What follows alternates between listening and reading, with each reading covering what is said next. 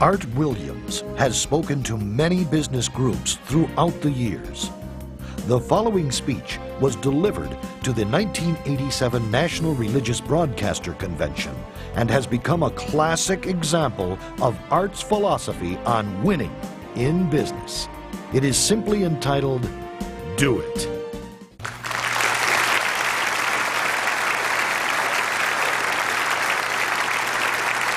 Thank you.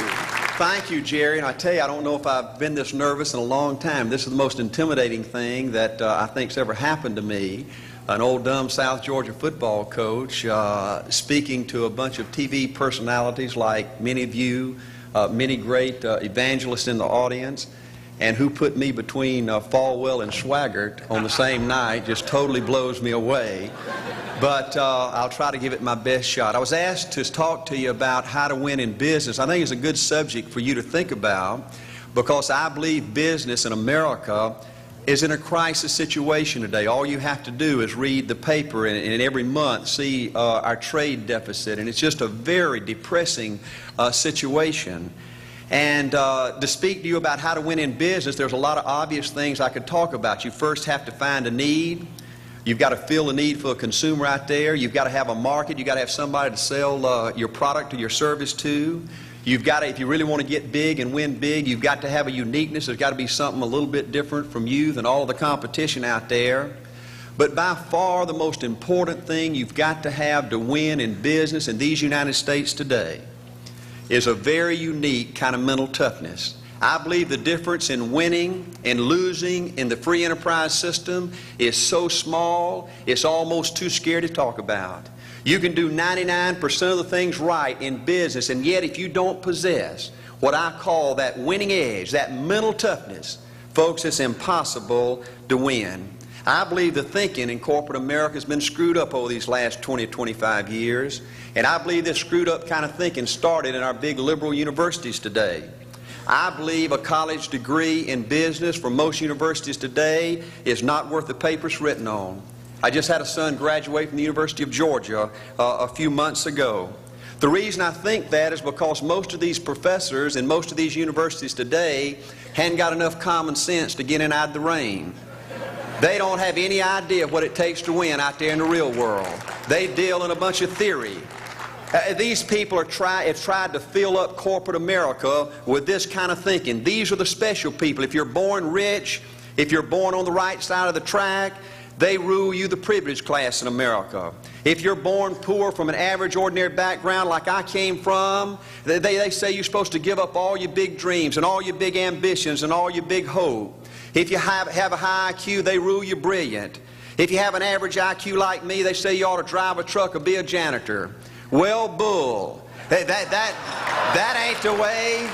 That ain't the way it is, and that ain't the way it ever was. They ain't nobody ever designed a test, nor will they design a test that can measure the heart of a man or a woman. The things that are unique to winning in business in America today are not outside artificial things like IQs, college board scores, college degrees, and stuff like that. The key to winning in these United States is what's inside a person.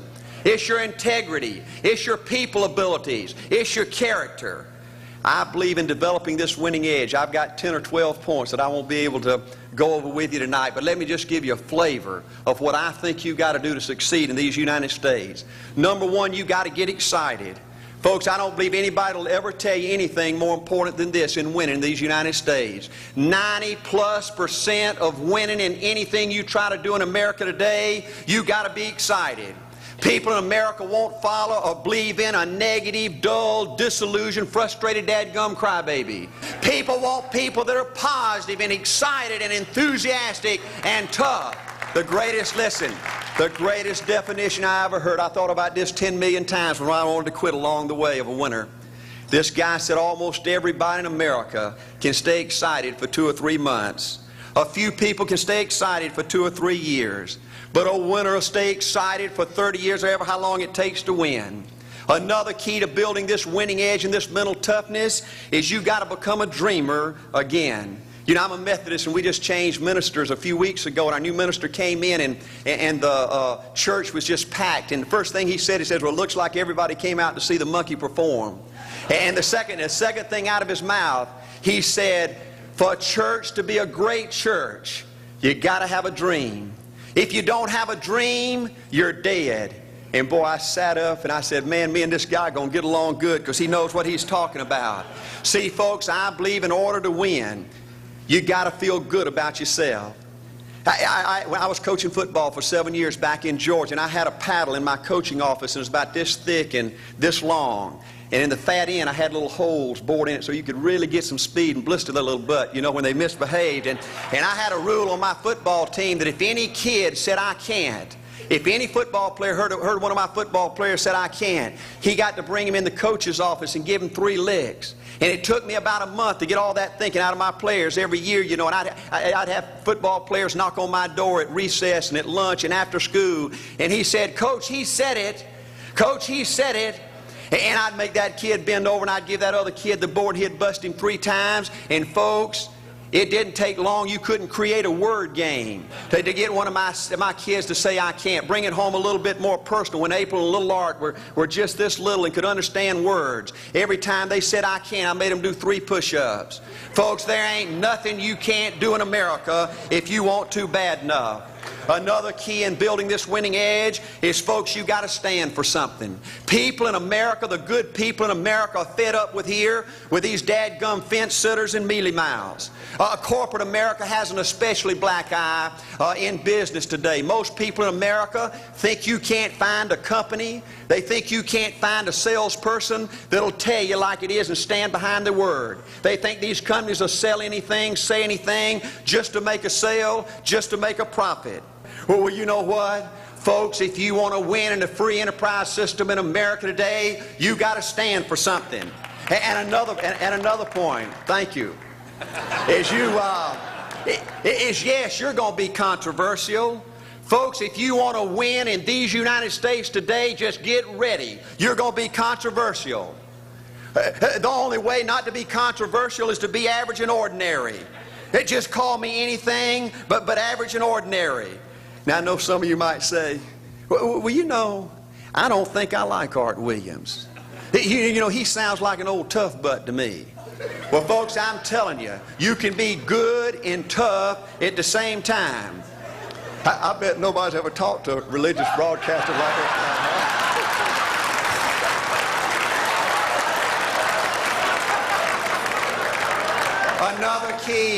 Another key to developing this winning attitude that'll give you a chance to do something great in American business is, folks, you've got to make a total commitment to what you're about. Do you know almost the American people have lost their toughness? They've lost their ability to make a commitment. See, folks, in trying to win in business, you're just going to have so many false starts. You think you get it going time after time, and you just get knocked back to ground zero. And it's your ability to compete, to pick yourself up off the mat one more time, to go for it one more time, that's going to determine success or failure. You know, we've got a divorce rate in America some 50% right now. You know, it just seems like that people that go in business today, they have an attitude, well, I'm going to stick my toe in it. If I start making all this money, get all these promotions, then I'll see this thing through. Well, folks, that's not the way it works. The first step to winning in business in America today is you've got to make a total commitment. Total commitment gives you that little extra ounce of courage you need to fight back through the tough times. Winning in business demands the same kind of commitment that winning in marriage demands. You know, I fell in love with my wife in the 2nd grade. Only girlfriend I ever had. We ran off and got married our freshman year, had both of our children before we left college. We're true business partners in marriage. We go everywhere together. I spend more time with her, been married to her 26 years. Now I got 2 grandbabies, love her more today than I ever have. But I don't like her all the time. There's a bunch of times every day that I don't like her. You know, I'm a nut about brushing my teeth. You know, if I can get the toothbrush, I'll brush my teeth 4, 5, 6 times a day. And Angela's always forgetting everything, you know. And she always leaves the cap off the toothpaste, you know. And when I go in there to brush my teeth, the cap's off. I got that hard little crust around the edge. You know, it just burns me more than I can tell you, you know. And I get on Angela's nerves about a lot of things. You know, we were having dinner last week, and every time we get through, Angela kicks me under the table, you know, and gets me back in my room and says, "Art, you ain't got no class." You know, I wish,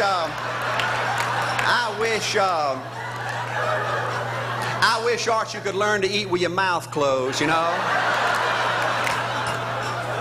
But see, folks, if you want to win in business, everything's not going to work out like you want it to, but you got to be committed. I want to have great kids. I want to have a wonderful relationship. I want to have tremendous grandbabies. Another key in building this winning edge in business is you've got to learn to treat people good. Another thing that these universities pollute America, corporations with, is this attitude: you better not get to know your employees. You better not become friends or get to know the spouse or the children of your employees, because you might have to fire them, you might have to reassign them. And if you're close friends, you can't manage people in a tough-minded way. Bull. Folks, the only way to manage people and get the most out of people is treat them good. Learn to love them and care about them. Yes, it hurts from time to time, but it's the only way. You know, everybody you work with in business, you've got to look at them and pretend there's a flashing sign on their chest. And everybody's asking you, make me feel special. Make me feel important. Say something good to me. I want to be somebody. Another key of winning in business in America today is, folks, you've got to establish the right kind of priorities. First company I went with 15 years ago was ITT. When I was out there struggling, dying every day, wanting to quit and go back in coaching 1,000 times, my first heroes in this business were vice presidents at ITT making $40,000 or $50,000 a year. And I said, man, if I could ever get to be that kind of person, it'd be a dream come true. I couldn't want any more out of life. A few years later, I earned the right to get promotions to that level and found so many of my heroes in business, their personal lives were a disaster.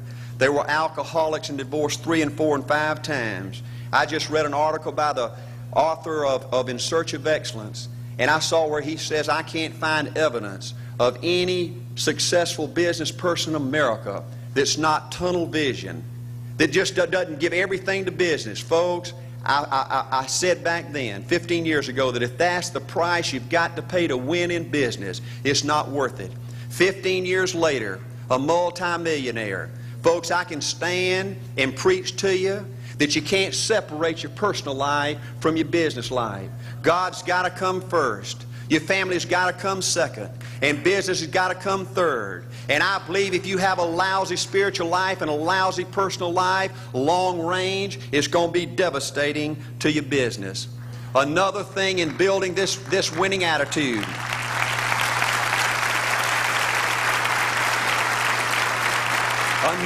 Another thing in building this winning attitude in business. You know, I see tall people make it big in business and short people, dumb people and smart people, fat people and skinny people. But if you cut open the winners in business, I see a heart of a champion. And all these people are competitors and they don't quit. I believe desire and will to win is everything. I don't know why I'm like I am, but my butt's always burning. There's always something say, Art, dadgummit, you're supposed to go for it. Art, dadgummit, you're supposed to be somebody. You're supposed to make a difference with your life. What does the $500,000 a year person do? The $50,000 a year person doesn't do.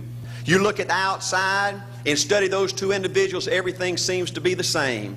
They both are the same sex, they both are the same age, they have the same training, the same positions, the same contract, the same fringe benefits. They both are successful, they work hard, they're good family people, make tough commitments.